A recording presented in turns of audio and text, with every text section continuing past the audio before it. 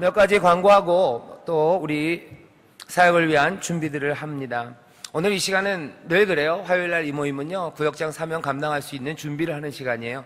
광고를 드리는 이유는 딴 때도 광고가 있지만 특별히 우리 구역장님들은 교회에서 일어나는 일들이 어떤 일들이 있는지, 그리고 그 의미가 뭔지 분명하게 좀 아셔야 돼요. 그래야 우리 성도님들에게 설명도 할 수 있고 또 같이 하자고 독려도 할 수 있습니다. 그래서 드리는 광고예요. 여러분들 잘 들어주시고 교회에서 무슨 일이 있는지 알아야 우리가 구역장의 사명을 감당할 수 있습니다. 몇 가지 광고 드릴게요. 침수 가정들이 있었어요. 침수 피해 가정이 있습니다. 벌써 한 달이 됐는데요. 한 달이 좀 넘었죠. 침수 피해 가정 어느 정도 복구가 됐지만 여러분들 계속해서 돌봐주시기를 바라고요. 그리고 제가 알기로는 지난주에 우리 사랑위원회에서 한 가정 도배하고 그랬다고 얘기를 들었고, 이번 주에 하나, 다음 주에 한 가정, 또 급한데 우리가 하기 어려운 가정들은 아마 사랑위원회에서 믿을 수 있는 분들을 보내서 아마 침수된 도배나 이런 일들, 장판 바꾸고 하는 것들을 도우실 겁니다. 하나만 좀 말씀드릴게요. 지금 현재 사랑위원회 중에서요, 사랑위원회에서 여러분들 좀 주변에 알려주세요. 우리 교회 평신도 사역본부 안에 사랑위원회가 있어요. 거기서 하는 여러 가지 일들이 많은데 그 중에 하나가 매월 네 번째 주, 그러니까 마지막 주 토요일 날 날짜를 정해놓고요. 이분들이 큰 공사는 못해요. 하지만 적어도 하루 안에 여러분들이 함께 힘을 모아서 집에 좀 문제가 있으신 분들이 있으세요. 특별히 혼자 사시는 노인분들, 집 조금 어려워지고 뭐가 떨어지고 상황, 주거 환경이 굉장히 어려워져도 돈 문제로 또 그냥 이렇게 살다가 곧 하나님께 갈 텐데 하는 생각으로 불편한 가운데 지내시는 분들이 계셔요. 그냥 좋은 집 인테리어 해드리는 건 아니고요. 살기 좀 어려운 환경, 그리고 고치기 좀 어려운 형편, 이런 분들 가정을 방문해서 그 집을 고치는 사역을 지금 계속하고 있습니다. 매달 한 번씩 모이셔요. 이분들은 원래 그런 일 하시는 분이셔요. 우리 교회 성도님들 중에서 도배하고 집 고치고 전기 수리하고 방수 공사하고 이런 분들이 팀을 만들어서 이분들이 그날 일 안 하면 사실은 그날 하루 쉬시는 거예요. 하루 쉬고 하루를 내드리고 하나님 앞에 헌신하는 마음으로 합니다.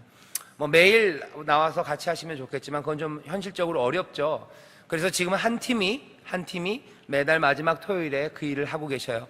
주변에 알려주세요. 첫 번째 알려주실 건 우리 성도님들 중에서요, 좀 살기 어려운 주거 환경이 되었고 또 고치기 어려운 형편에 계신 분들이 있으면 좀 알려주십시오. 교구장님 통해서 알려주셔요. 그러면 우리 여기 사랑위원회에서 가서 보고 어떻게 고치면 되겠다 미리 계획들을 좀 잡으시고 또 토요일이 되면 그 일을 하십니다. 꼭 알려주셔요. 또 하나, 두 번째는요, 이런 일이 있다는 사실을 좀 알려주셔서요, 이 일에 같이 동참하고 싶으신 분들이 많이 모였으면 좋겠어요. 지금은 한 팀이지만 이 팀이 한 3-4팀 된다면 한 달 내내 토요일만 되면 우리 교회에서 사랑하는 마음으로 어려운 집들 도울 수 있는 일이 일어납니다. 지금은 한 팀이 하고 있어요. 하지만 이 일에 동참하고 싶으신 분들, 조금은 기술이 있으신 분들 좋고요. 또 기술이 없어도 내가 한 달에 한 번은 이 일에 동참하겠다는 청년들 좋습니다. 청소년들 좋아요. 어디 다른 데서 집 고치고 집 짓고 하는 일들 하는데요. 그거보다 어쩌면 여기 보이지 않게 하지만 사랑으로 베푸는 이 일이 의미가 있습니다. 다시 한번 말씀드릴게요. 이거 고쳐야 되는 가정들 알려주시고요. 또 이 일에 동참하고 싶은 분들 많이 알려주세요. 사랑위원회 집 고치는 사역이 점점 더 아름다워졌으면 좋겠어요. 그래서 바라기는 매주 토요일만 되면 인천순복음교회 여기 주차장에 장갑들 끼시고 목장갑들 끼시고 뭔가 도움의 손길이 되려고 애쓰는 우리 젊은이들, 또 아이들, 또 기술자분들, 여러 가지 재능 가지신 분들 다 모여서 기쁨을 만드는 일들, 그리고 변화를 만드는 일에 참여했으면 좋겠습니다. 어쨌든 침수 피해 과정들 계속해서 좀 돌아봐 주시고요. 특별히 9월 주안 부탁드립니다.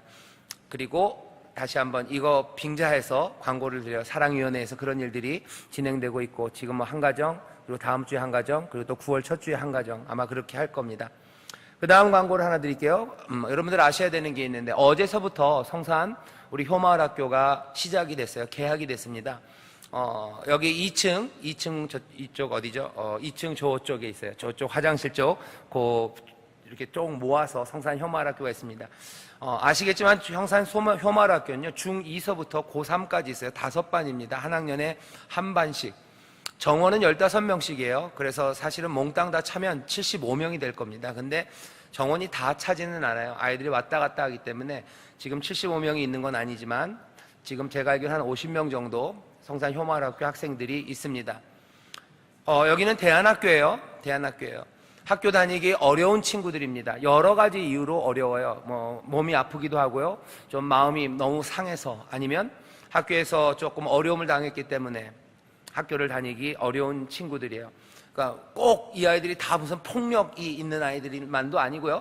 또 무슨 정신적으로 어려운 것만도 아니고 여러 가지 이유입니다. 가정, 또 마음이 너무 상해서 교우 관계, 싸워서 여러 가지 이유들로 학교 다니기 어려운데 그냥 학교에 두면 학교를 다닐 수가 없어요. 그러면 그냥 학교 밖으로 나가게 되고 이 아이들의 앞날이 참 물론 하나님이 도우시겠지만 어려움이 처해집니다. 그래서 그런 학생들을 끝까지 학교를 잘 다니고 회복될 수 있도록 훨씬 더 이 일에 적화된 선생님들이 적은 수의 학생들을 데리고 자유를 좀 주면서 학교를 잘 마칠 수 있도록 돕는 학교가 여기 성산 효마학교입니다. 여기 학생들이 이제 앞으로 계속 보실 거예요. 그래서 여러분들 오면 아이들이 보입니다. 이 일이 진행되고 있다는 거 알려주시고요. 왜 교회에 이상한 애들이 왔다 갔다? 걔네들입니다. 성산 효마학교 애들이에요. 글쎄 모르겠어요. 여러분들 이따 점심 먹으러 올라가실 때, 점심 드시러 올라가실 때 애들이 있을지도 몰라요. 아마 이제 점심 때마다 우리 교회 식당에서 같이 밥을 먹을 겁니다. 여러분들 그냥 기도 많이 해주시고 관심 가져주시고 이 일을 통해서 해마다, 그러니까 그렇게 생각하셔야 돼요. 해마다 70명의 아이들이요 제자리를 찾아가는 일이에요. 이건 굉장히 중요한 일입니다. 해마다 70명씩 하나님이 우리 교회로 보내주셔요. 성경적인 신앙적인 이야기로 하면요 길 잃은 어린 양들이에요. 말 딱 그대로 길 잃은 어린 양들이 70명이 여기에 와요. 하나님의 은혜입니다. 그리고 하나님이 우리에게 맡겨주신 사명이에요. 이 일을 선생님들이 열심히 벌써 10년이 넘도록 이 한 사명을 감당하기 위해서요 선생님들이 기도하면서 일을 해요. 굉장히 학교 선생님들도 어려우시지만 효마학교 선생님들이 힘든 일을 감당하시죠. 이런 말 해도 될지 모르겠는데 그냥 보통 학교의 선생님들보다 대우가 더 낫지도 않아요. 제가 알기로는 거기 있는 선생님들보다 대우도 좀 좋지 않죠. 거기는 정규직 선생님들이고 여기는 소위 말하는 비정규직이라고 얘기해야 되나요? 그런 계약직 선생님들이에요. 하지만 10년이 넘게 벌써 한 곳에서 열심히들 가르치시고 또 헌신하시고 눈물로 기도하셔서요 성산 효마학교가 굉장히 유명합니다. 여러분들 이 계통에 잘 안 계셔서 모르지만 대안교육하고 전국적으로 대안교육을 하고 이런 식으로 학교를 다니지 못하는 친구들 학교에 계속 남게 하는 학교들이 여러 군데서 시도가 됐는데요 우리 성산 효마학교만큼 그렇게 성과를 내고 계속해서 지속되는 곳이 거의 없어요.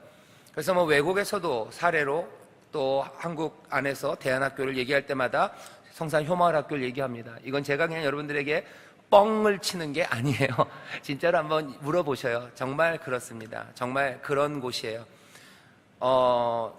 제일 먼저는 선생님들의 헌신이 있었고요. 그리고 여러분들의 기도, 그리고 사실은 여러분들의 여러 가지 헌신이 거기에 들어가 있어요. 여러분들이 헌금하는 것들이 많이 있으시죠? 그것들이 어디 쓰이나 궁금하시죠? 효마학교 다른 데서 대안학교가 잘 안 되는 이유가 뭐냐면요 끊임없이 지속적으로 성실하게 그 책임을 감당할 만한 능력이 있는 사람들이 없어요. 능력도 없고 마음도 없어요. 죄송하지만 대안학교 만들면서 돈 벌려는 사람들이 있고요 대안학교를 통해서 자기 명예를 높이려는 사람들이 있어요. 그러면 일이 꼬입니다. 아이들 이용당하게 되는 거죠. 아이들이 알아요. 그냥 사람인데 그걸 모르겠습니까? 강아지도 아는데, 그죠? 강아지들도 이 주인이 무슨 마음인지 아는데 아이들이 알죠. 선생님들이 그런 마음으로 하고 교회는 또 기도하면서 든든하게 그 뒤를 지켜주고 또 해줄 수 있는 것들 물질이에요. 여러분들의 물질이 쓰이는 거죠. 시설 저거 하는데 당연히 교회 헌금으로 한 거 맞습니다. 여러분들 가보시면 예쁘게들 만들어놨어요. 아이들 이곳에 와서 위로받고 좋은 환경에서 공부해야 그래도 아이들 마음도 더 편해질 것 같기 때문에 우리가 학교에서 밀려났다고 어디 쓰레기통 같은 데다 처박아놨네 이러면 벌써 마음이 아이들 다치고 무너집니다. 여러분들 그래서 대안학교 너무 잘 해놔서 배 아파하지 마셔요. 그럴 필요 없습니다. 아이들 70명이 넘는 아이들 길 잃어버린 어린 양들, 이 아이들이 점차 잘 자라고 그리고 성장하기 위해서 성산 효마학교가 있어요. 위에서 기도해 주시고 또 우리 교회가 이런 일 하고 있구나 여러분들 알아주셔요. 여러분들 근데 성산 우리 효마학교 학생들 너무 사랑스러워서 확 다가가지 마셔요. 왜요? 애들이 놀래요. 왜 놀래요? 여러분들이 그 아이들 엄마를 닮았어요. 학교에 엄마 오면 애들 놀랍니다. 예, 많이 기도해 주시고요. 예, 만나면 반갑게 인사하세요. 근데 너무 막 찾아가고 그러면 애들 부담스러워하니까 그냥 멀리서, 조금은 멀리서 지켜봐 주시고 기도해 주시고, 뭐 식당이나 복도 지나다니면서 만나면 예, 반갑게 인사해 주시고 기도하면서 인사해 주세요. 아마 요 앞쪽에서 좀 만날 겁니다. 요 앞에, 교회 앞에 횡단보도 같은 데서 만날 거예요. 예, 애들이 그렇게 가끔가다 화장도 많이 하고요. 조금은 삐딱하게, 이렇게 삐딱하게 서 있어요. 그래도 여러분들 너무 째려보지 마셔요. 아이들 점점 좋아질 겁니다. 점점 좋아질 거예요. 그리고 여러분들 조금 놀라실지 모르겠는데, 우리 성산 효마학교 아이들이요. 지금은 잘 모르겠어요. 전에 저쪽 학교에 있을 때 제가 거기 교목이라 좀 애들을 좀 만났었는데, 애들이 중학교 2학년서부터 고3까지 그때는 흡연율이 100%였어요. 다 애들이 담배, 중2가. 그래서 제가 중2 애들 불러서, 야, 넌 이렇게 조그맣고 어린데, 넌 언제부터 담배를 폈는데 여자껏 피니? 그랬더니, 저 벌써 담배 핀 지 한 5년 돼요. 그러더라고요. 그러면 너 초등학교 때부터? 그렇대요. 그래서 이 아이들을 학교에서 한 방법이요. 그냥 많이는 아니에요. 그냥 몇 번. 우리 교회 요 담이랑 동사무소 사이, 그쪽에 조금 이렇게 공간이 있죠.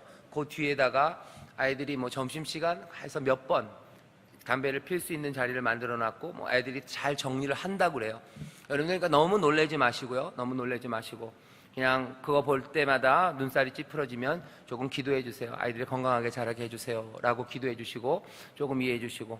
아이들은 그거 끊기 위해서요, 꽤 많은 노력들을 합니다. 무슨 금연 프로그램도 하고, 그거 서약도 하고, 또 그래서 진짜로 그만두는 아이들도 있고 그래요. 그러니까 여러분 조금만 지켜봐 주세요. 한 해, 1년 왔다가 아이들은 가요. 가서도 어려우면 또 옵니다. 그래서 오래 다니는 아이들은 5년 동안 성산 효마학교 다니는 아이들도 있어요.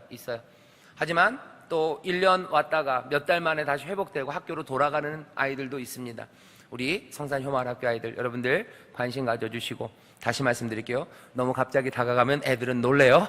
여러분들 엄마를 닮았어요. 예, 성산 효마학교 잘 환영해 주시기를 바랍니다. 그리고 교회 성도들한테도 묻는 친구가 아니죠. 묻는 분들 있으면 설명해 주세요. 이게 얼마나 귀한 사역인지. 우리는 우리가 직접 가르치지 못해. 거기 있는 선생님들 꽤 우리 교회 성도님들이셔요. 우리 교회 성도님들이시고, 또 처음서부터 그 일을 우리가 함께 해오고 있습니다. 자, 그 다음에 또 광고 드릴게요. 효와 행복 책자가 나왔습니다. 효와 행복이 왔어요. 계란은 가고 효와 행복이 왔어요. 이 책입니다. 아마 오늘 받으실 거예요. 가격은 똑같습니다. 물가는 올라가는지 내려가는지 모르겠는데 그냥 한 권에 1,500원. 다시 말씀드릴게요. 왜 구질구질하게 1,500원 알려드리죠. 2권에 3,000원 사시면 돼요. 그래서 하나씩 나눠주시면 좋겠습니다. 따로 나눠줄 분 없으면 구역 식구들, 구역원장님들 이번 달엔 내가 살게, 다음 달엔 내가 살게 그러면서 나누시면 좋겠고, 이거 사실은 날짜가 있는 책이기 때문에 시간이 지나가면 가치가 점점 떨어집니다. 미리 사셔서 사람들에게 전해주실 분들 있으면 시간에 늦지 않게 9월 시작하기 전에 전달이 됐으면 좋겠습니다. 효화행복 9월 10월이 나왔어요. 그래서 말씀 같이 읽고, 교회가 한 말씀을 읽고 있다는 게 든든합니다. 같은 말씀들을 읽고 있다는 게 든든해요. 효화행복 책자 나왔다고 알려드립니다. 그 다음에 온성금이 이번 주 금요일이에요. 이번 주 금요일 온성금에는요, 선교 보고를 할 겁니다. 우리 대교구 또 지교회 그리고 예꿈 청소년 그리고 대학 청년 이번 한여름 동안에요, 봉사도 많이 가고 선교도 많이 갔어요. 여기저기 수고하고 애쓴 것들, 도대체 우리가 무슨 일을 했는지 간 팀들은 알지만 온 성도와 함께 나누기를 원합니다. 시간이 그렇게 길진 않을 거예요. 총 목표는 50분 안에 보고는 다 끝나고, 늘 했던 것처럼 말씀 듣고 같이 기도하는 온성금 기도회가 이번 금요일입니다. 각 부서 그리고 또 교구에서 준비들 하실 거예요. 뭐 발표할 시간이 그렇게 많지는 않아요. 가장 은혜 받았던 게 뭔지, 그리고 특별하게 감사한 일이 뭔지, 그리고 성도들에게 꼭 알리고 싶은 게 뭔지, 뭐 영상도 준비하시는 것 같고 또 발표하실 분도 준비하시는데요. 발표하시는 분들 기도하면서 잘 준비하셔서 서로 은혜를 끼치고 또 은혜를 나누는 그런 온성금 성교회 보고 시간이 되었으면 좋겠습니다. 기대합니다. 또 광고가 있어요. 그날 다음날 이번 토요일입니다. 침례가 있어요. 침례 교육이 지난 주일까지 제가 보고받기로는 한 50분 정도 침례 교육을 받으셨대요. 침례 교육 받으신 분들 침례 받을 수 있도록 우리 구역장님들 잘 안내해 주시고, 또 아직도 수요일 그리고 침례일 당일 교육이 남아 있어요. 여러분들 포기하지 마시고 계속해서 침례 많이 권면해 주셔서요, 이번 침례가 은혜롭게 그리고 풍성하게 하나님 앞에 드려지고 또 우리가 은혜를 누렸으면 좋겠습니다. 침례가 있습니다. 기억해 주세요. 토요일이요. 뭐가 일이 점점 많죠. 금요일은 온성금, 그 다음은 토요일, 그 다음 날도 또 하나 있어요. 임파워먼트 기도회가 있습니다. 임파워먼트 기도회가 3시에 늘 학기가 시작될 때 한 번씩이에요. 그러니까 사실은 1년에 2번입니다. 2번 있는 시간이고요. 오후 3시, 오후 예배 시간이에요. 그때 우리 대학 청년들과 함께 온 학생들, 모든 학생들, 예꿈 청소년, 학생들이 오니 교사들도 와야 될 거예요. 교사들 다 함께 모이고, 또 교사들과 아이들만 오면 안 되죠. 엄마, 아빠, 부모님들, 또 할머니, 할아버지, 자녀들을 위해서 학교에 이제 가야 되는 우리 아이들을 위해서 같이 축복하며 기도하고 또 은혜를 누리는 그런 시간입니다. 아이들만 오는 시간이라고 생각하지 마시고요, 모든 성도들이 함께 왔으면 좋겠어요. 누구든 아마 자녀가 있을 겁니다. 자녀든지 손자, 손녀든지 있을 거예요. 그 아이들 축복하며 기도하고 학교 생활, 그 생활에서 정말 훌륭하게 그리고 건강하게 자라기를 우리가 소원하며 하나님 앞에 함께 기도하고 하나님 앞에 내어 맡기는 시간이에요. 하나님 앞에 드리는 시간이죠. 그럼 하나님께서는 또 받으시고 우리에게 더 좋은 것들을 내어주실 겁니다. 임파워먼트 기도에 기대하시고, 이번 주일 3시입니다. 아이들 있는 행사가 아니에요. 우리 자녀들, 우리의 일입니다. 모두가 다 함께 올 수 있도록 구역 식구들에게 잘 알려주시고 또 함께 손잡고 나와주셨으면 좋겠습니다. 이번 한 주간은요, 기도 열심히 하는 주간이에요. 기도 열심히 하셔요. 임파워먼트 기도회도 있고요. 또 여러분들 아시죠? 지금 기도회가 진행되고 있습니다. 영적 회복 그리고 문제 해결을 위한 12일 동안의 중보 기도회가 있어요. 이 기도회는 어떻게 준비된 거냐면, 이제 가을이 시작돼요. 여름 지나고 가을, 뭔가 열매가 있어야 될 것 같고 움직일 수 있는 일들, 그 힘들이 생기는 시간이 이제 우리 앞에 있습니다. 그러려면 우리가 기도로 능력 받아야 돼요. 그리고 기도하며 부르짖으며 새로운 꿈들을 꿔야 되는 그 자리에 서 있기 때문에 우리가 작정 중보 기도회를 합니다. 어제서부터 시작이 됐어요. 많은 분들 참여해 주셔서 감사하고, 다음 주까지 기도회가 있습니다. 그 기도, 또 성령 충만 기도회, 또 어머니 기도회 시작돼요. 어머니들 열심히 기도하시고 또 남성들 기도하시고, 이번 한 주간 열심히 기도로 준비하셔서 다가오는 가을이, 이번 가을이 뭔가 새로운 전기가 됐으면 좋겠습니다. 왜냐하면 지난 1년 동안 우리가 굉장히 힘들었어요. 여러분들 알게 모르게 힘들었습니다. 안타깝죠. 대통령이 그렇게 되시는 바람에 지난 1년간 알게 모르게 우리 대한민국 국민들, 교회도 마찬가지예요, 깊은 침체가 있어요. 여러분들 제가 돌아보니까 그렇더라고요. 이제 그 일이 시작된 지, 본격적으로 시작된 지 사실 1년 됐어요. 8월 달에 여러분들 기억나시나요? 작년에 이화여대 학생들이 데모하면서 이 일이 좀 시작이 됐죠. 데모하면서 시작된 게 그거였어요. 사실은 이대 안에 무슨 평생교육 대학 만드는 일 때문에 했는데, 그러다 보니까 뭔가 문제가 하나씩 툭툭 튀어나오는 게 정유라, 최순실, 이거 뭐야, 그러다 보니까 또 툭툭툭툭 하다가 결국은 그렇게 아주 그냥 자극적이고 충격적인 이야기로 지난 5월 대선까지 정신없이 그 충격적인 이야기들이 계속 뉴스에 나왔어요. 뉴스 볼 때마다 사람들 겁난다는 사람들 많고 끄게 되죠. 근데 뉴스를 끈다고 해서 그 소식이 안 들리는 건 아닙니다.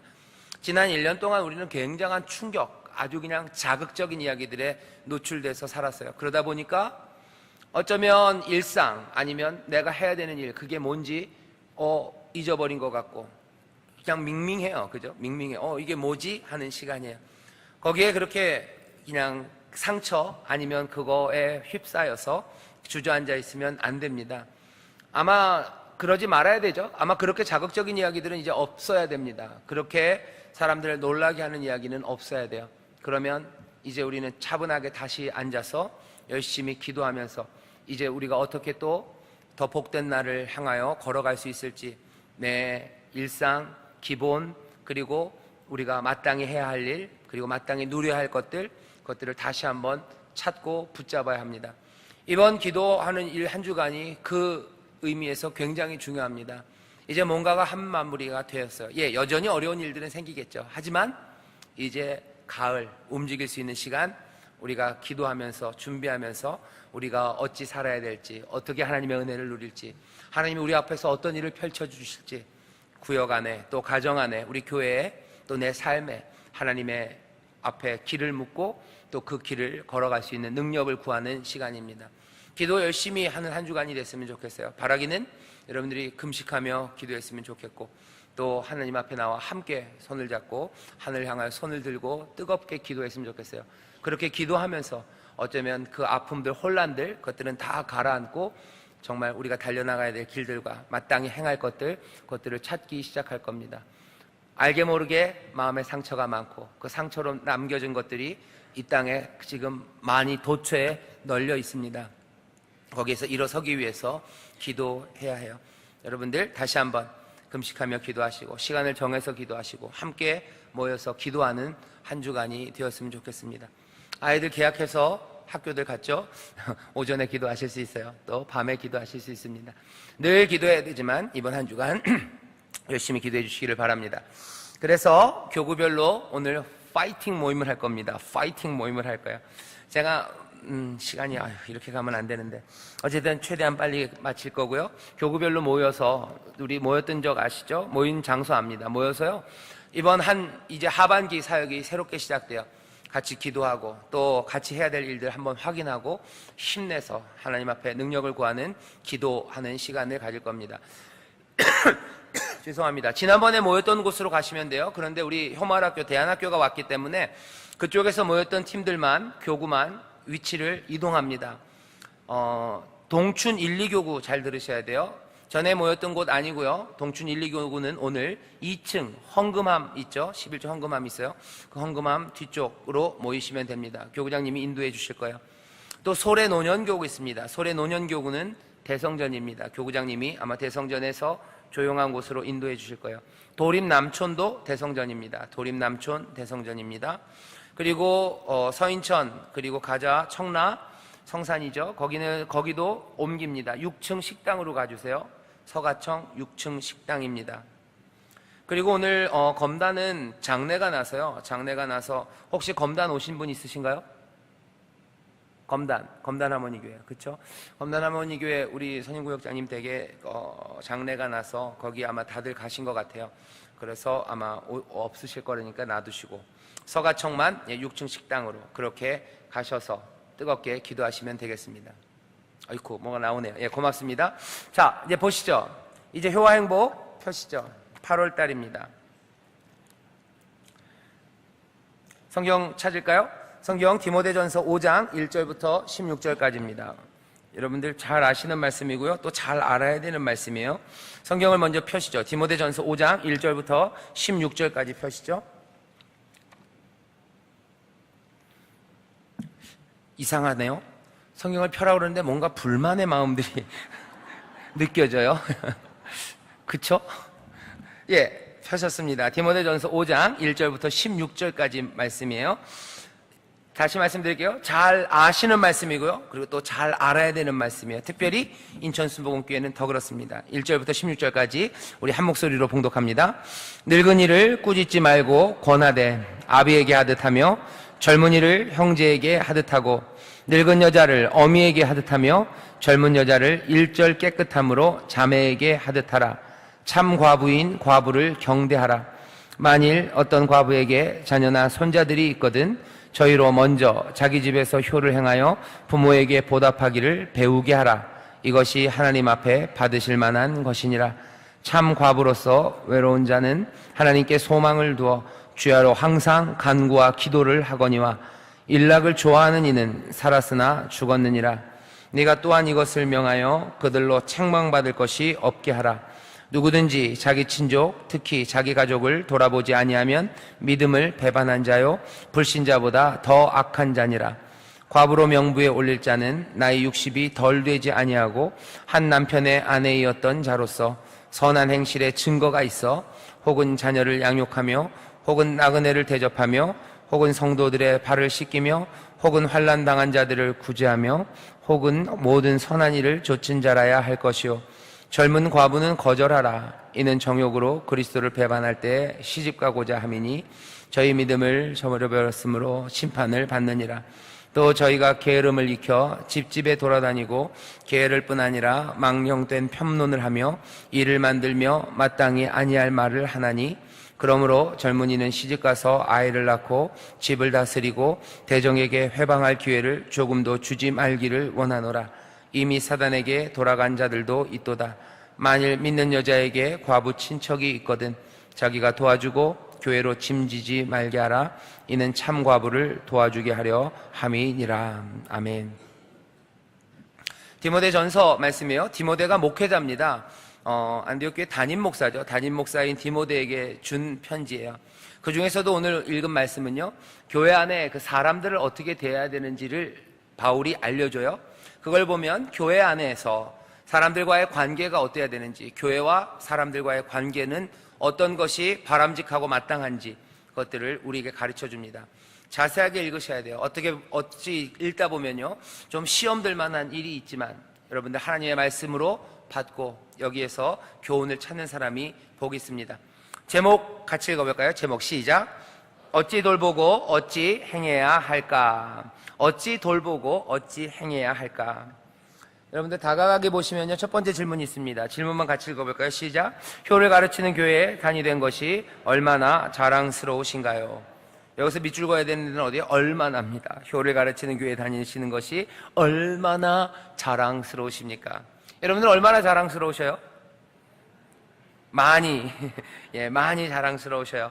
왜 그런지는 이따가 한번 얘기를 해보시죠. 효를 가르치는 교회 다니는 거 얼마나 자랑스러우신지. 찬송은 사철의 봄바람 불어있고, 예, 같이 찬양하시면 돼요. 시간이 없으니까 넘어가죠. 앞에 첫 번째 단락이 있습니다. 그죠? 첫 번째 뭉터기가 있어요. 우리 같이 읽어보겠습니다. 시작. 건강한 교회를 판단하는 두 가지 기준이 있습니다. 첫째는 어려움에 처한 연약한 사람들을 어찌 대하는가이고, 둘째는 잘못된 일들에 대한 징계와 훈육이 어떻게 이루어지고 있는가입니다. 예, 거기까지요. 교회가 건강한지를 판단하는 기준이 있어요. 이거는 교회만이 아닙니다. 사람도 마찬가지고요, 동물도 마찬가지고, 한 조직, 뭐든지 이게 건강한가 아닌가를 판단하려면요, 두 가지예요. 항상 어떤 공동체 안에는요, 약한 부분이 있죠. 그 약한 부분이 강해져야 돼요. 그래야 건강해집니다. 강해져요. 그러니까 약한 부분이 생기면 그 약한 부분들을 어떻게 할까 하는 거예요. 또 하나는 약한 것 말고요, 그 공동체 안에 잘못된 것들이 있어요. 잘못된 것들이 처리돼야 됩니다. 그래야 건강한 거예요. 여러분들 보시면 몸에 힘이 빠질 때가 있어요. 그죠? 힘이 빠져요. 그러면 그 힘을 보충해줘야 돼요. 보약들 드시죠? 보약 드시죠? 보충해줘야 돼요. 또 몸에 보충만 필요한 게 아니라 잘못된 것들이 있어요. 그건 고쳐야 됩니다. 그래야 건강해요. 잘못된 것들은 고치고 연약한 것들은 북돋아야 몸이 건강해지는 것처럼 교회도 마찬가지입니다. 교회가 건강해지는 기준은요, 첫 번째가 뭐예요? 연약한 사람들을 어찌 대하나요? 연약함의 문제를 어찌 해결하나? 그리고 잘못된 것들은 또 어찌 해결하나? 그게 건강한 교회를 판단하는 기준입니다. 연약할 수 있어요. 건강한 사람이라고 해서 약해지지 않습니까? 아니요, 연약해져요. 건강한 사람이라고 해서 잘못된 곳이 안 생깁니까? 예, 잘못된 곳이 생겨요. 하지만 연약해질 때 그것들을 어떻게 끌어올릴 수 있고, 잘못된 것들을, 잘못된 부분들을 얼마나 잘 고칠 수 있는가가 이 사람이 얼마나 건강한지, 그리고 건강을 누릴 수 있는지를 우리가 알 수 있게 합니다. 교회도 마찬가지예요. 그래서 건강한 교회가 되기 위해서는 첫 번째 뭘 해야 돼요? 연약한 사람들을 어찌 대할지 봐야 돼요. 연약한 사람은 어찌 합니까? 연약한 사람은 어찌 해야 돼요? 잘라버려요? 세상은 그렇게 얘기할 때 많아요. 연약한 건 어떻게 돼요? 잘라버려야 돼요. 빨리빨리 잘라내야 건강해지죠. 근데 교회는 다릅니다. 연약한 사람은 어떻게 대합니까? 그 사람들을 돌보는 거예요. 교회는 돌봅니다. 여러분들 웃으셨는데요, 세상이 사실은 그래요. 연약한 사람들을 잘라내죠. 공부 못하면 잘라요. 그죠? 공부 못하면 잘라. F 2개 받으면 자릅니다. 뭐 F 몇 개 받으면 잘라. 공부 못해도 자르고. 또 능력 없으면 잘라요. 이거는 뭐 꼭 학교만 그런 거 아니죠. 학교만 그런 거 아니에요. 여러분들 모임에도 그렇습니다. 개 모임에도 개돈 잘 못 내는 사람 어떻게 해요? 자르시죠? 돌보아 주시나요? 아니에요. 아니에요. 세상은 연약한 사람들을 자릅니다. 약육강식이란 얘기가 있어요. 그죠? 몰아내죠. 약한 것들은 다 몰아내요. 그래야 건강해진다고 생각하는데 아닙니다, 사실은. 연약한 것 잘라내는 이유 뭐예요? 이건 우리의 몸이 아니기 때문에 그래요. 하지만 교회가 그리스도의 몸이고 우리가 한 몸이라면 연약한 건 어떻게 해요? 돌봐야 돼요. 왜? 잘라낼 수 없습니다. 연약한 사람들은 돌보는 거예요. 건강한 교회를 그래서 판단하는 기준은 연약한 사람들을 얼마나 잘 돌보는지, 어찌 돌보는지에 따라 결정되죠. 잘못된 일들에 대해서는 어떡합니까? 우리 아까 읽었던데 그 뒤에 같이 읽어보죠. 잘못된 것들 그 파란 글씨서부터 읽습니다. 시작. 가족의 역할이 바로 서기 위해서는 질서와 체계가 잡혀야 합니다. 하나님의 집인 교회도 마찬가지입니다. 평안과 에너지를 이루기 위해서는 체계가 필요합니다. 교회는 하나님의 은혜가 넘치는 곳, 기대와 소망이 넘치는 곳입니다. 사람을 돕는 일을 마냥 열정으로만 행할 수는 없는 것입니다. 자유가 있어야지만 방종이 있어서는 안 됩니다. 교회는 그리스도의 몸과 같이 각각 자기가 맡은 일을 잘 감당해야 하기에 질서는 꼭 필요한 것입니다. 건강하기 위해선 질서가 있어야 돼요. 몸도 마찬가지입니다. 몸도 질서가 있어야 돼요. 질서 있게 움직여야지 그냥 아무렇게나 자기 하고 싶은 대로 하면 안 되는 거예요. 제각각으로 하면 안 되죠. 그 질서가 무너질 때 그것들은 잘못됐다고 합니다. 잘못된 일에 대처해야만 해요. 왜냐하면 질서가 중요하기 때문에 잘못된 것들을 두고 그냥 넘어갈 수는 없어요. 오늘 그래서 읽은 말씀 5장 1절부터 16절의 말씀을 보면요, 잘 돌봐라 얘기해요. 그리고 잘못된 사람들을 책망합니다. 돌보라는 격려 옆에다 쓰시면 돼요. 돌보라는 격려를 들어야 되고요, 잘못된 것에 대한 책망을 들어야 돼요. 그래야 우리가 모두가 다 함께 건강합니다. 돌보라는 격려예요. 그리고 잘못된 것들에 대한 책망입니다.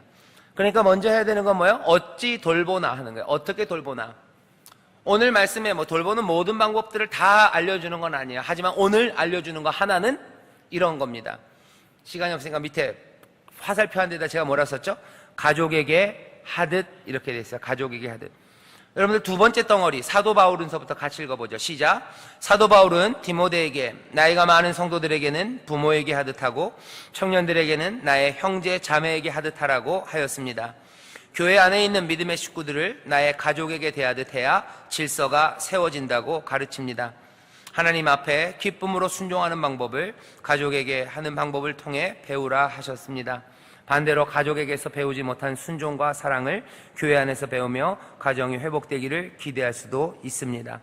뒤에 얘기는 좀 복잡하니까 제가 설명할게요. 하지만 앞에 있는 네 줄을 보시면 뭐라고 돼 있어요? 어떻게 돌봅니까? 약한 이웃들을 부모에게 하듯 형제 자매에게 하듯, 다시 말하면 나의 가족에게 하듯 합니다.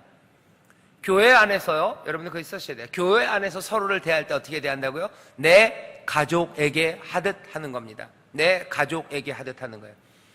그러니까 여기 앞에 늙은이를 꾸짖지 말아야 돼요. 왜? 아비에게 하듯 해야 되죠. 아비를 꾸짖는 사람 없습니다. 그래서 여러분 속으로 에이 아비를 꾸짖던데요? 그건 잘못 배운 거예요. 교회에서 배운 대로 어쩌면 집에 가서도 아버지를 꾸짖는 게 아니라 부모에게 순종하는 겁니다. 그게 양쪽으로 돼요. 원래는 가정에서 잘 배워와서 교회에서 해야 돼요. 근데 그게 안 되면 교회에서라도 잘 배워서 가정에서 해야 돼요. 그래서 그림은 뭡니까? 가정에서나 교회에서나 정말로 선한 일, 질서 있게 살아가기 시작돼야 되죠. 그게 우리의 삶을 고치는 겁니다. 새로운 삶은 그런 거예요. 새 삶이 꼭 무슨 피부가 새로워지는 것만은 아니에요. 새 삶이에요. 새로운 삶. 전에 없었던 삶이죠. 가족의 부모에게 대할 때 막대했습니까? 그러면 이제 새 삶은 뭐예요? 부모에게 정말로 올바로 대해야 되는 질서를 찾아가는 거예요. 교회 안에서 그것들을 배워요. 또 그렇게 가정에 산 것처럼 교회에 와서도 부모에게 하듯 웃사람들, 늙은이들을, 여기 늙은이라 해서 좀 죄송합니다. 어르신들을, 연로하신 분들, 나이 많으신 분들을 그렇게 대해요. 부모에게 하듯 합니다. 부모는, 그러니까 나이 많은 분들은 어떻게 해요? 당연히 자녀에게 하듯이에요. 여기 그 말은 좀 없어요. 하지만 여기 늙은 사람들, 아비, 늙은 여자, 뭐 젊은 여자 다 나온 것 보면 그래요. 그리고 이 말씀이 특별히 젊은 사람들에게 준 말이기 때문에 더 그렇습니다. 나이 어린 사람들 어떻게 해요? 자녀에게 하듯 하십시오. 그리고 사랑하는 딸에게 하듯 하세요. 며느리에게 하듯 하지 마시고 딸에게 하듯 하시는 거예요. 그래요? 그럼 딸에게, 아들에게 어떻게 합니까? 막대합니까? 그건 잘못 배운 거예요. 그렇지 않습니다. 아들, 딸에게는 주의 교양과 훈계로 양육하는 거예요. 사랑을 베풀고 희생하는 거예요. 이건 당연합니다. 그리고 그렇게 되어야 합니다. 그래서 교회 안의 그림을 먼저 그려보죠. 교회 안에서 나이 많으신 분들을 어떻게 대해요? 부모에게 하듯 정성으로 순종해요. 너무 억울해하지 마세요. 이분들은 어떻게 하셔요? 이 어르신들은 젊은 사람들을 향해서 자녀에게 대하듯 얼마든지 자녀들을 위해서 희생하고 양보하고 주의 교양과 훈계를 보이고 그렇게 믿음의 본을 보이며 삽니다. 이 그림이 이루어져야 되는 거예요. 어딘가 삐걱대고 뭐가 부족하다면 그것들을 채워나가야 되는 거지. 거기에서 삐걱거린다고 그 태도들을 다 버려서 부모 막대하고 또 부모들은, 어르신들은 애들 막대하고 짓밟고 그러면 뭐가 됩니까? 하나님이 원하시는 선한 삶도 아니고 그리스도의 몸, 교회의 모습도 아닙니다. 이 그림을 놓치시면 안 돼요. 이 그림을 같이 붙잡으셔야 돼요. 공경하고 사랑하는 게 같이 있는 그림이에요. 이것들이 어디선가 깨졌을 때 그거 회복하기 위해서 눈물로 기도하고 나부터 그 실천들을 시작하는 거죠. 아무리 우더른들을 부모처럼 대하고 공경해도 그 양반들은 우리를 계속해서 무시한다. 어떡합니까? 에라이. 그러면 뭐 하는 거예요? 꿈을 버리는 거예요. 그리고 하나님의 순종의 길, 그 길에서 떠나는 겁니다. 지난주에 제가 설교했던 것 같아요.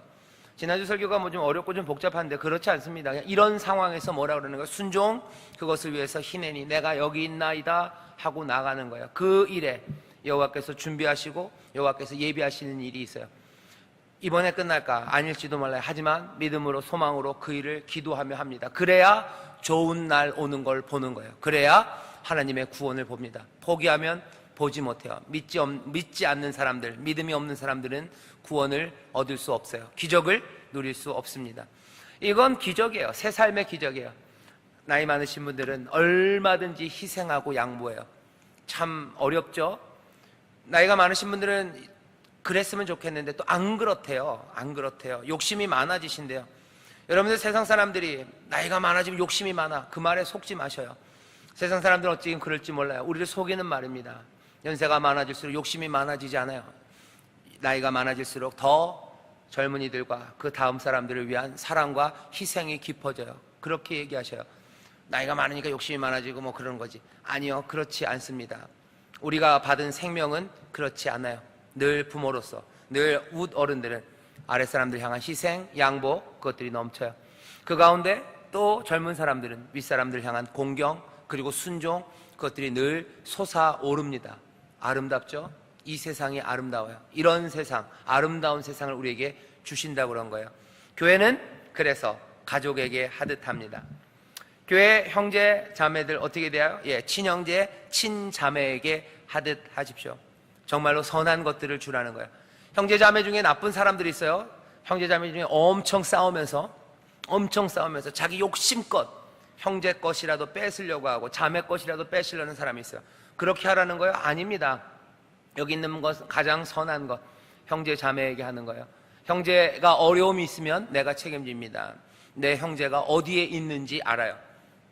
창세기에 나오죠. 인류에 물었던 하나님의 질문입니다. 네가 어디 있느냐? 그 다음 질문이 네 형제는 어디 있냐? 넌 어디 있고 네 형제는 어디 있냐 물어요. 아담과 하와에게 그러시죠. 너 어디 있니? 아담아 네가 어디 있느냐 부르셔요. 나중에 가인에게 뭐요? 가인아 네 형제 아벨은 어디 있냐 물으셔요. 네가 어디 있는지, 그리고 네 형제가 어디 있는지 묻는 것이 하나님의 질문이에요. 형제는 어떻게 해요? 어디 있는지 아셔야 돼요. 형제가 어디에 있는지 아셔야 돼요. 형제에게 하듯 해라 하실 때는 뭐 세상 사람들, 형제들끼리 막 치고받고 싸우는 그 사람들처럼이 아니라 가장 선한 그것들을 바라보며 내 가족에게 하듯 서로 돌보는 겁니다. 우리 가운데 약한 사람이 있습니까? 돌보셔요. 어떻게? 내 형제, 내 자매, 내 부모, 내 자녀에게 하듯 그렇게 돌보는 겁니다. 그게 어쩌면 오늘 우리에게 주시는 교훈이에요. 어떻게 사랑할까? 간단해요. 나의 가족에게 하듯 하는 거죠. 문제점 까맣게 써놨어요. 별로 보고 싶지 않아서 까맣게 써놨지만 이 문제가 있습니다. 같이 읽어볼까요? 시작. 가족에게 어찌 대할지 모를 때예요. 결국 어떻게 돌보고 가족에게 하듯 하라 했는데 가족에게 어떻게 하는지를 모릅니다. 그러니 어떻게 해야 돼요? 가르쳐야 돼요. 가르쳐야 돼요. 이게 책망입니다. 어찌 행할 바를 그래서 가르쳐요. 문제점, 가족에게 어찌 대할지를 모를 때 점점 모르게 돼요. 그리고 점점 어려워집니다. 왜? 세상이 우리를 그렇게 만들어요. 예를 하나 드러났어요. 세 번째 단락 같이 읽어보겠습니다. 시작. 사도 바울은 나이 많은 이들을 공경하는 것을 중요하게 가르칩니다. 당시에도 나이 많은 어른을 존중하며 효하는 것을 가르칠 필요가 있었던 것 같습니다. 그런데 현 시대는 더욱 가르쳐야 돼요. 왜? 과거에는 원로들에게서만 배울 수 있는 지혜가 이제는 모든 저장된 정보들을 통해 그들에게 의존하지 않고도 배울 수 있기에 예전만큼의 존경이 이루어지지 않습니다. 여기까지요. 제가 몇 번 얘기 드렸어요. 예전에는 어른들, 노인들이 가장 지혜로웠어요. 왜? 본 게 많기 때문에 그래요. 근데 지금은 아닙니다. 지금은 아니에요. 지금은 노인이 가장 지혜롭지 않아요. 배울 수 있는 방법이 달라졌어요. 정보가 저장되는 방식이 달라졌어요. 예전에는 노인들의 머리가 지혜의 보고예요. 뭐든지 이 노인들, 어르신들의 머리에서 다 나와요. 근데 지금은 아닙니다. 지금은 어디에서 나와요? 네이버에서 나오고, 네이버 지식인, 백과사전, 온갖 것들. 오히려 노인들은 그것들을 쫓아가지 못해요. 지식이 쌓여지는 장소가 달라졌어요. 그리고 그 장소에 노인들은 접근하기가 어려워요. 오히려 젊은 사람들이 훨씬 더 쉽게 접근합니다. 그러다 보니 계속 읽어볼까요? 노인의 역할은 줄어들어요. 할 게 없어요. 전에는 지혜로운 자로 존경받았는데 역할은 줄고, 그러니 존경받는 이유도 조금씩 사라지고 있죠. 힘이 세신 것도 아니에요. 정보가 많이 있는 것도 아니에요. 세상을 더 많이 아는 것 같지도 않아요. 물론 더 많이 아시는 부분이 있어요. 하지만 그것들은 이제 사람들에게서 더 이상 중요하지 않습니다. 중요하지 않게 돼버려요. 세상이 그렇게 달라지죠. 세상이 물질주의가 되고 돈이 중요한 세상이 되고 그것 따라가는 것, 그것이 중요해졌기 때문에 어른들이 가진 지혜, 그것들은 존중받지 못합니다. 그들은 여러모로 느린 사람이 되었고 빠름이 추앙받는 세상에서 존경의 대상이 되지 못하죠. 고령화가 되면서 가족을 비롯하여 사회에 부담만 될 뿐이에요. 그들에게는 외로움과 슬픔이 가득합니다. 세상이 악해진다는 건 이런 거예요. 함께 살아갈 그 길을 살지 못하게 점점 어렵게 길들을 막죠. 사단이 하는 일은 그런 일입니다. 우리로 하여금 복된 삶을 살지 못하게 만들어가요. 과학의 발전이 그래서 꽤나 위험합니다. 과학이라는 게 중립적이고 경제, 기술의 발전이 아무것도 아닌 것 같지만 사실은 아니에요. 몽땅 다 중립적이진 않습니다. 사람의 삶을 바꿔버려요. 그리고 그 바꾸는 것이 제대로 가고 있는지 아니면 다른 방식으로 악한 곳으로 가는지 눈을 크게 뜨고 살피셔야 되죠. 시간이 길어지지만 핵 같은 거 마찬가지. 핵, 원자폭탄 만드는 거. 핵을 만드는 게 과학입니까? 아니요, 그렇지 않아요. 핵, 원자폭탄, 폭탄 만드는 기술, 그것들이 사람의 삶을 다르게 만들죠. 두렵게 만들고 폭력, 그 앞에 무릎 꿇게 만들고, 그래서 가야 될 길을 가지 못하고 돌아가게 만드는 거예요. 과학 아니면 세상, 이것들이 우리를 점점 힘들게 하는 게 맞습니다. 믿음의 사람들, 그리고 제대로 살려는 사람들은 어떻게 해야 돼요? 밑에다 써놨어요. 다시 듣고 배우고 깨달아야 돼요. 뭐가 문제였는지, 뭐가 바뀌어야 되는지 들었고 배우고 깨달아야 됩니다. 어디서? 하나님의 말씀이 진리시기에, 또 성령이 우리에게 알리셔요. 이 일들을 우리 교회에서 합니까? 예, 합니다. 어떤 이름으로 해요? 성경적 효 교육으로 해요.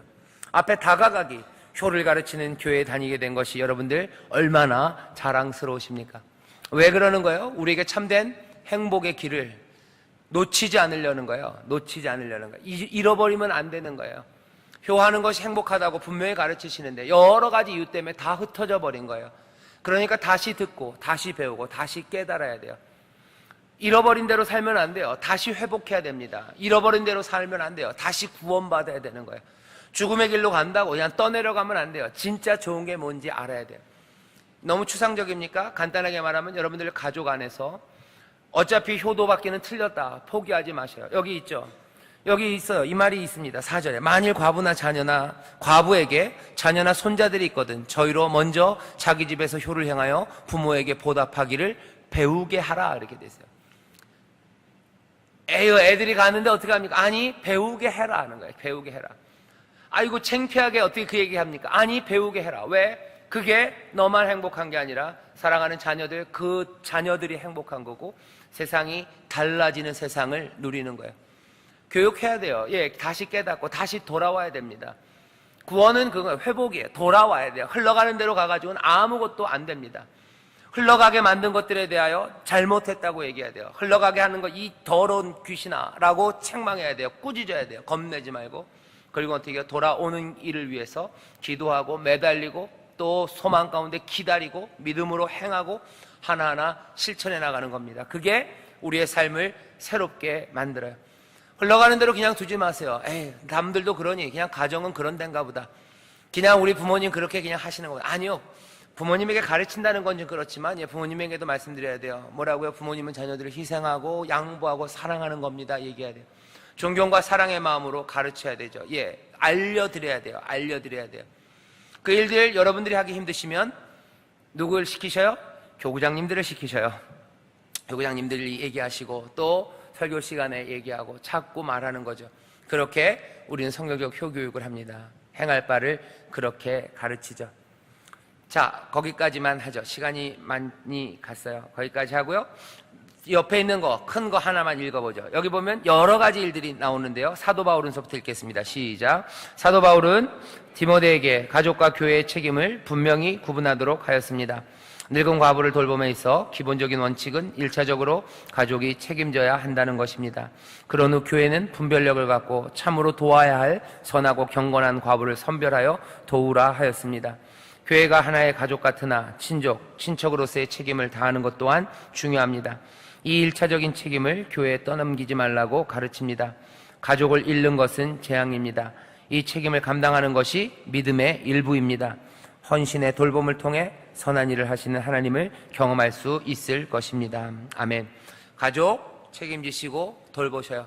안 되는 사람들, 참 과부가 있어요. 그 사람들, 가족입니다. 교회에서 한 가족 된 교회가 함께 돌보고 그리고 그분들을 모실 겁니다. 그리고 모셔야 된다고 가르쳐요. 하지만 가족이 있습니까? 그런 가족이 하는 게 맞습니다. 그게 어렵습니까? 기도하며 서로 도울 거예요. 하지만 그것이 올바르고 그것이 복되다고 알리죠. 교회 안에서 일어나는 여러 가지 도움, 소위 말하는 복지라고 얘기하는 것들이 있어요. 다른 거 아닙니다. 그냥 가족이 가족을 돌보는 거예요. 가족이 가족을 돌볼 수 없는 상황이 되면 교회가 가족이 되어 그들을 돌봅니다. 여러분들 구역 안에서 그렇게 얘기해 주세요.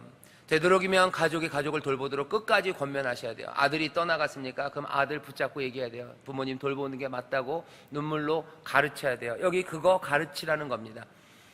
그거 가르쳐야 돼요. 그리고 그래도 안 되고 정말 안 됩니까? 그러면 교회가 또 우리가 함께 돌봐야 되죠. 하지만 가족이 떠나가 버렸다고 해서 그냥 떠나가 버렸으니까 거기서 끝은 아니에요. 특별히 믿음의 사람들이 그러면 그건 더 안 됩니다.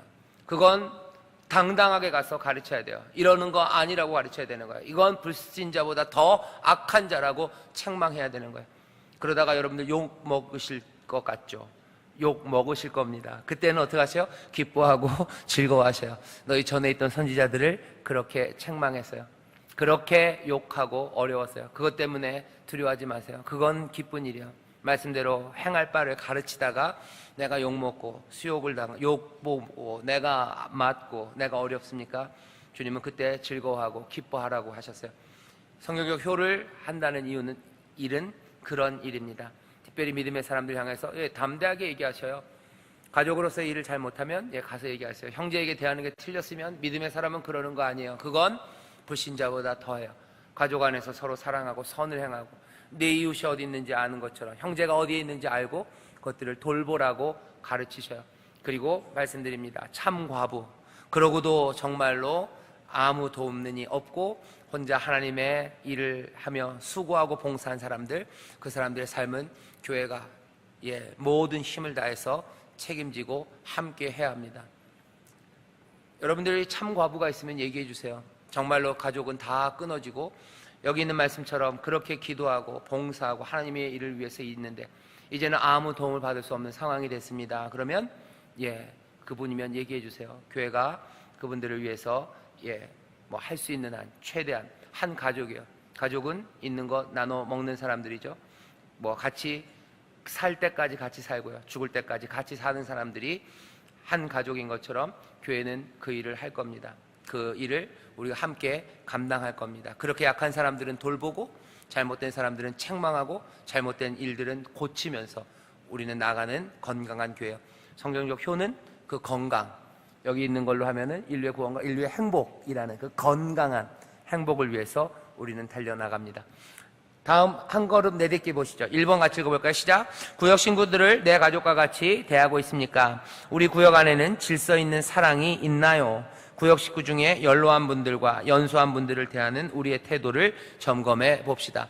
구역 안에서 연로하신 분들은, 연세 많으신 분들은 어린 사람들을 어떻게 대하는지, 젊은 분들은 연로하신 분들을 어떻게 대하는지 서로 한번 확인해 보셔요. 그리고서는 조용히 내 태도를 돌이키셔야 합니다. 안 되면 책망이라도 들려질 때 들으셔야 돼요. 연로하신 분들은, 연세 많으신 분들은 우리 젊은 사람들을 향하여 희생하고 사랑하고 모두 다 내어줄 수 있는지, 또 우리 젊은 분들은 연로하신 분들을 존경하고 또 그분들의 말씀에 순종할 수 있는지 서로 살펴야 됩니다. 그게 딱 한 번에 맞으면 좋은데 안 맞을 때가 아까도 말씀드렸듯이 있어요. 그게 우리의 마음을 찢어놓는 거죠. 그게 우리를 어렵게 하는 겁니다. 시험이죠. 그때는 어떻게 해요? 내가 여기 있나이다 하고 내가 마땅히 행할 바를 나는 순종하며 나갑니다. 그러며 기대하는 거죠. 아마 외로운 길일 거고 또 눈물 나는 길일 거예요. 하지만 옆에서 격려하는 사람들이 있고 또 격려하시는 성령이 함께 하십니다. 두 번째, 2번 같이 읽어보겠습니다. 시작. 주변에 부모님과 어른들을 잘 섬기고 모시는 분들을 칭찬해 봅시다. 구역원들 중에 있다면 더 좋습니다. 한번 주변에 어떤 분들이 그렇게 어른들을 잘 섬기는지 그분들의 삶을 이야기해 주세요. 그게 간증이죠. 자기 이야기, 자기가 하기는 조금 쑥스러우시겠지만, 그래도 사랑하는 마음으로 유익이 될 것 같으면 얘기해 주시고, 구역원들 중에 그런 분들이 있다면 더 좋습니다. 그리고 그런 분들이 얼마나 행복한지, 그리고 얼마나 건강한지, 아까 말씀드렸죠? 얼마나 건강하게 사는지 얘기해 주시면 돼요. 아마 그럴 겁니다. 부모님 어르신들 잘 섬기고 모시는 분들이요, 보면 다 건강해요. 건강하다는 게 뭐 병이 없다는 게 아니라요, 그냥 그 삶을 보면 참 건강해 보이는 사람들이 있어요. 참 건강하다. 이 사람은 어두운 구석 없고 찌그러진 구석 없고 참 건강하게 살고 있구나 하는 것들 여러분들 발견할 겁니다. 이것들은 점점 더 확장돼서 부모님들뿐만 아니라 또 형제, 자매, 우리의 주변에 있는 모든 이들을 향해서 이렇게 사랑하기 시작할 때 교회, 그리고 우리의 삶이 건강해집니다. 마지막 세 번째 읽어볼까요? 시작. 시간적 여유가 많은 사람도 있습니다. 그분들은 시간을 어떻게 사용하는 것이 좋을까요? 이건 여기 오늘 읽은 본문 중에서요, 확 찔리는 말씀이 될지도 몰라요. 여기 13절 보시면 돼요. 13절 얘기입니다. 거기 보면 이렇게 되세요. 또 저희가 게으름을 익혀 집집에 돌아다니고 게으를 뿐만 아니라 망령된 편론을 하며 일을 만들며 마땅히 아니할 말을 하나니, 그러므로 젊은이는 시집가서 아이를 낳고 집을 다스리고 대적에 회방할 기회를 조금 더 주지 말기를 원한다. 이게 뭐예요? 자기 할 일 하라는 거죠. 시집가고 아이 낳고 집을 잘 다스리고, 그래서 그 삶이 건강하게 만들어라. 시간적인 여유가 생겼는데 뭐 하는 거예요? 이 사람들은 게을러서 집집마다 돌아다니면서 온갖 게으를 뿐만 아니라 망명된 편론을 하고 일을만 만드는, 그리고 마땅치 아니할 말을 하는 사람들이 있대요. 어쩌면 시간의 여유가 없는 사람들은 이럴 시간도 없습니다. 근데 시간적인 여유를 가지고 그 시간들을 뭐에 쓰고 있는 거예요? 온갖 아주 숭악한 일에 쓰고 있어요. 망령된 편론, 맨 말도 안 되는 말들, 남들 욕하는 이야기들, 남 깎아내리는 말들, 비방하는 말들, 야지하고 놀리는 말들, 그런 말 하면서 돌아다니는 사람들, 그러면서 마땅히 아니할 말하고 일만 만들고 그러는 사람들이 있답니다.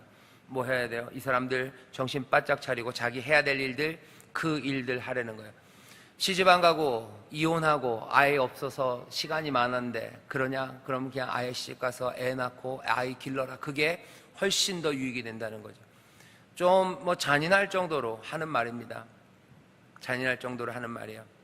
이거 어쩌면 받아들이기 참 가슴이 뜨끔하고 그냥 인상이 좀 쓰여져요. 하지만 들어야 될 말입니다.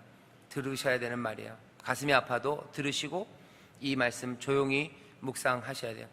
내가 어쩌다 보니 시간이 많아졌어요. 어쩌다 보니 여기는 젊은 과부의 이야기예요.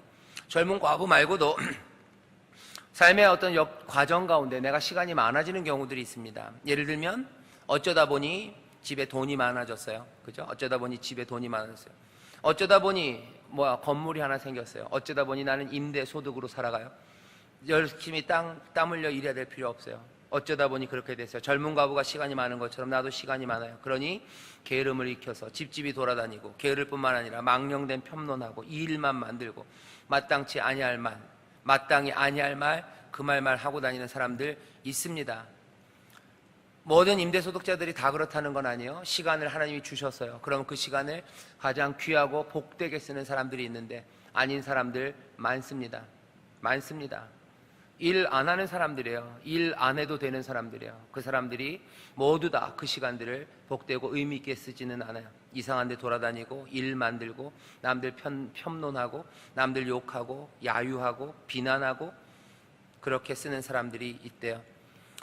그런 사람들뿐만 아니라 시간적 여유가 생기신 분들이 있어요. 이제 열심히 일하고 은퇴하셔서 시간적 여유가 생겼어요. 무슨 일들 하십니까? 등산 가시는 분들 제일 많아요. 나쁘지 않습니다. 근데 제가 어디서 보니까 등산 그게 굉장히 위험한 일이에요. 이게 그냥 내려오다가 무릎이 꺾이는 걸로만 위험한 게 아니고요. 거기 등산 가서 별별 일들을 다 하신대요. 어허, 그래요? 그래서 그렇게 아웃도어 옷이 많이 팔린 거예요? 시간적 여유가 많은 사람이 있습니다. 그 시간들을 어떻게 사용해야 되는지 얘기하는 경고가 하나 있어요. 여러 가지 이유로 삶의 과정 중에 시간적인 여유가 생길 때가 있습니다. 그건 어쩌면 하나님의 복처럼 보여요. 하지만 굉장히 위험한 일입니다. 하나님이 주시는 시간들, 내가 여유가 있어서, 그죠? 남편이 잘 벌어다 주시고 아이들은 정말 잘 커서 내가 삶의 여유가 많아요. 그럼 나는 그 시간들을 어떻게 사용하는지 보라는 거죠. 삶의 여러 가지 시간, 역경 가운데 아니면 과정 가운데 시간적 여유가 많은 사람들, 은퇴하신 분들, 아니면 소득이 많아서 내가 특별히 수고해야 될 일이 없는 분들, 그 사람들은 도대체 시간을 어떻게 사용하는지 좋을지 보십시오. 그것들 보라고 얘기하는 거예요. 이게 왜 그래요? 거기에 아까 처음 시작했을 때 얘기했어요. 약한 건 북돋아야 되고 잘못된 것들은 책망해야 된대요. 아마 잘못되기 쉬운 부분이 거기에 있기 때문에 그래요. 오히려 힘들게 수고하고 애쓰는 사람들, 그리고 거기에 매달려야 되는 사람들, 그 사람들이 만들어내는 문제도 있지만 여유가 있는 사람들, 그 사람들이 만드는 문제가 훨씬 더 심각하고 교회에 더 치명적일 수 있습니다. 더 치명적이에요. 그리스도의 몸, 그 몸을 세워가는데 더 치명적일 수 있습니다. 다시 한번, 어쩌면 이 3번의 질문은요 조금 어려워요. 그리고 가슴 아프고 속상하고 또 눈물 나고 그리고 어쩔 바를 모르는 부끄러움의 말들이에요. 하지만 그래도 말씀이 오늘 우리에게 주셔요. 드러내놓고 얘기하기는 어렵습니다. 그렇죠? 서로에게 상처가 되기 때문에 그래요. 그러니까 제일 좋은 건 뭐예요? 귀 있는 사람들 듣고 이건 내 말이다 싶은 분들은 이게 더 커지기 전에, 그리고 이 말이 책망의 말씀으로 나에게 들려진 사람들, 그 삶을 다시 한번 여유가 많으니 어떻게 하세요? 기도하시고 잘 그 삶의 방법들을 찾아보셔요. 연세 많으신 분들 할 일들은 많이 줄었습니다. 그런 분들이 있어요. 여전히 연세가 많아도 해야 될 일이 많으신 분들이 있어요. 그분들 말고 시간적 여유가 있는 분들, 그분들은 어떻게 사용하는지 잘 한번 이 가을을 앞두고 기도하며 책 읽으며 묵상하며 선한 일들을 생각하셨으면 좋겠어요. 이건 조심스럽습니다. 구역 식구들한테는 얘기하지 않는 게 좋을 것 같아요. 왜? 자기들 뻔하게 알기 때문에 그래요. 저는 여러분들한테 얘기할 수 있어요. 왜? 저는 여러분들이 지금 안 보여요. 누군지 안 보여요. 안 보입니다. 그래서 할 수 있어요. 그래서 어쨌든 이게 그런 얘기니까 그냥 그렇게만 전해주셔요. 시간 여유가 많은 사람들, 내 시간에 어떻게 쓰는지, 특별히 23절에 있는 이 사람들처럼 집집이 돌아다니며 게으르고 망령된 편론하고 일만 만들고 마땅히 해야 되는 말들 아닌 것들, 그런 것들 하는 사람 없는지 우리 안에 돌아봐야 됩니다. 이런 것들이 회복되어야 교회가 건강해져요. 그래서 여러분들 길거리나 아니면 아는 사람들 딱 만나면 건강해 보이는 사람들이 있어요. 참 저 사람은 건강해 보인다. 몸도 마음도 건강해 보이고 그런 사람들 보면 참 기분이 좋죠. 교회도 마찬가지입니다. 어떤 교회를 보면 참 건강해 보여. 참 건강하다. 근데 어떤 교회를 보면 슬프고 어둡고 쭈그러져 있는 것 같고 뭘까 싶은 데가 있어요. 그건 굉장히 가슴 아픈 일입니다. 왜냐하면 교회는 그리스도의 몸이기 때문에 그래요. 내 몸이 건강하지 않은 것도 가슴 아프지만 그리스도의 몸이 우리들 때문에 건강하지 않는다는 건 더 가슴 아픈 일이에요. 우리 주님 그리스도의 몸 된 교회가 건강해지기를 바라고 또 그렇게 될 줄 믿습니다. 기도하겠습니다. 하나님 아버지 감사합니다. 우리 구역장들 하나님 이제 또 새 가을을 앞에 두고 새로운 일 정말로 좋은 변화들 또 하나님의 역사를 기대하며 여기 이제 서 있습니다. 하나님 기도하며 또한 이번 한 주간 더 열심히 기도하고 또 금식하고 묵상하며 우리가 어찌해야 될지 무슨 일을 주께서 우리에게 맡기실지 또한 주가 우리에게 주시는 꿈을 향하여 우리는 어떻게 달려나갈지 기도하며 부르짖으며 하나님의 은혜를 누리는 복된 구역장들 되게 하여 주시옵소서. 그 길에 성령의 능력이 함께 하시고 하늘 아버지의 채우시는 은혜가 선물이 넘칠 줄 믿사오니 그 구원을 전하는 구원의 증거들 구원의 증인들이 되게 하여 주옵소서. 감사드리며 예수님 이름으로 축복하며 기도하옵나이다. 아멘. 이 시간에 우리 주님이 가르치신 기도로 여기 모임을 마치고요 교구별로 모여서 또 함께 뜨겁게 기도하겠습니다. 하늘에 계신 우리 아버지여, 이름이 거룩히 여김을 받으시오며 나라의 임하옵시며 뜻이 하늘에서 이룬 것 같이 땅에서도 이루어지이다. 오늘날 우리에게 일용할 양식을 주옵시고 우리가 우리에게 죄 지은 자를 사하여 준 것 같이 우리 죄를 사하여 주옵시고 우리를 시험에 들게 하지 마옵시고 다만 악에서 구하옵소서. 대개 나라와 권세와 영광이 아버지께 영원히 있사옵나이다. 아멘. 아멘. 우리 하나님께 감사 영광의 박수 올려드립니다. 네, 고맙습니다.